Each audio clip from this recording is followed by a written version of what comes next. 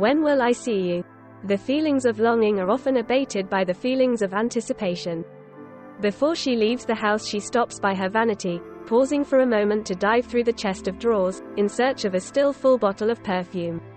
There are never enough occasions to justify the expense, but today was occasion enough for her to dab the scent against her wrists before tossing it back into the drawer. She wanders through the house like a wraith, taking stock of the state of affairs, creating a mental checklist before she reaches the door, keys in hand. Gray clouds roll overhead as she exits the house and heads to the car, a large duffel bag hanging off her shoulder. The scent of a storm crackles in the air, casting a sickly glow before dawn, but she pays it no mind. Within the safety of the car, where the stormy scent was gone, she arranges the contents of her bag throughout the car. A bag of snacks on the passenger seat, a travel mug with fresh coffee in the cup holders, a blanket in the backseat, and finally, her sunglasses. She takes a quick look outside before she stows her sunglasses in the duffel bag and keeps it at the foot of the passenger seat. With a thin smile on her face, she starts the car and backs out of the driveway. Love is a strange thing. It is like smoke, hard to catch, hard to keep, but when it is thick and warm and everywhere, it can make your chest hurt. Love provokes behavior that would otherwise be considered abnormal. One would not willingly breath smoke the same way one would not travel halfway across a country every third Saturday of the month. And yet, it happens. He is on a bus. It is never crowded, not many people ride this way, and he often has an entire row to himself. He makes sure to arrive at the station 1 hour before the bus arrives. Neurotic, he knows, but buses come every 5 hours and he cannot miss this bus. He has his headphones in, choosing a selection of songs to create a new playlist as he files into the bus alongside strangers whom he had now grown accustomed to seeing. There's an older woman who always wears a leopard print fur coat, a mother and a son who always laugh as they drop crackers onto the dusty bus floor, and an older man with a bowler hat who has a locket pressed to his lips the entire ride. He settles into a seat and lies against his bag, preparing for the long ride. She adjusts her rear-view mirror to catch the slow build-up of light as the sun crests past the low-hanging storm clouds. They both sigh. If people could be connected across space and time, these two are an example of the phenomenon. He's 3 hours into the ride and turns his phone on to call her. She's just merged onto the national highway when she sees his call. She picks up and cannot help but smile as she hears his quiet, tired voice. They speak as if they were beside each other. She tells him about her new breakfast smoothie and how traffic was light today. He tells her about how he bought ice cream before the trip and how he thinks the mother and son dropping crackers might live at the destination they were both traveling to. She says something funny in the phone, giggling at herself as he laughs too loudly, surprising the surrounding bus passengers. But love has no volume, and so he does not realize he is too loud until he notices the wary looks. He quiets down and curls into his seat, wrapping his arms around himself, imagining as he speaks to her that it is her arms wrapped around him. It is almost silly. They are traveling to meet each other and would be together in a few short hours, so why call? Why run through the topics of conversation that could be left for their reunion? Why talk to the point where there is no longer any meaningful conversation, where they exchange sighs, hums and unintelligible noises instead? But they were not meeting so they could regale each other with stories of their own lives. They were meeting so they could remind each other of the simple fact that they both exist. Rain is battering her windshield, and over the sound of the car wipers she asks him how his new friends are, jokingly adding that she was jealous they got to spend so much time with him. They both know she is not joking. He tries to reply lightly, mentioning that they are well but that they really want to meet her.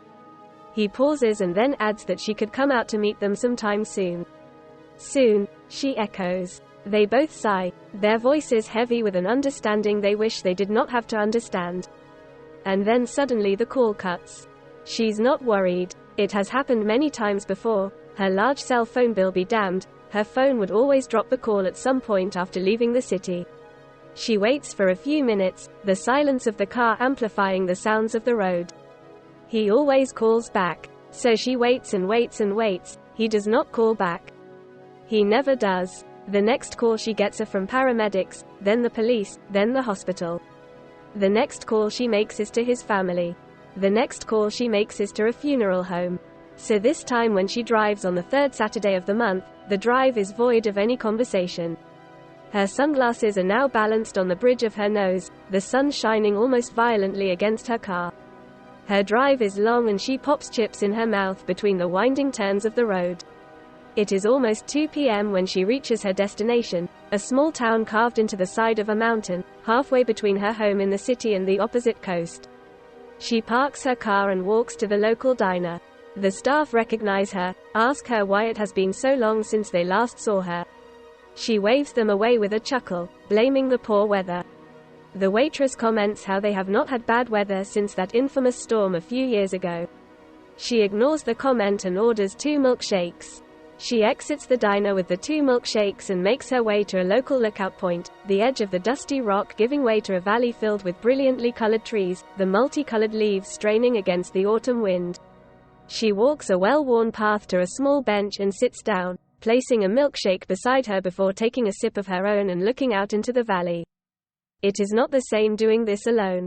She goes through the motions, buys the milkshakes, huddles under a blanket on the bench, notes the variance of trees in the valley, but it is empty. She does it anyway because to her, it is better than nothing. She takes a long breath, stinging her lungs slightly with the chilly air. Behind her the trees rustle and she turns to see a young boy, no older than 17, shyly hiding behind the foliage. She waves him over and watches as he limps towards her, a crutch supporting where a leg should be. She hands him a milkshake when he sits down. She looks back at the valley, the milkshake in her hand trembling.